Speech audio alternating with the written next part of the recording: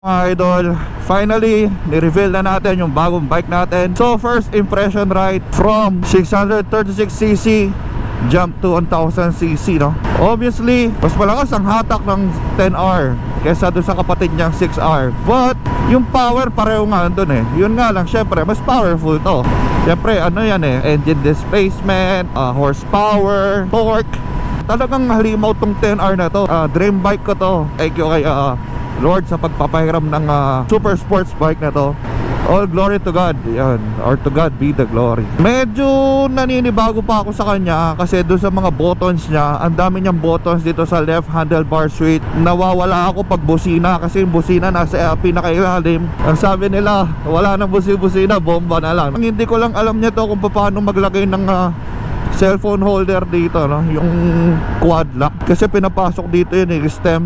Pwede kayang i-adjust tong steering damper na to. So observe lang natin tong bike na to, and later on maglalabas tayo ng review.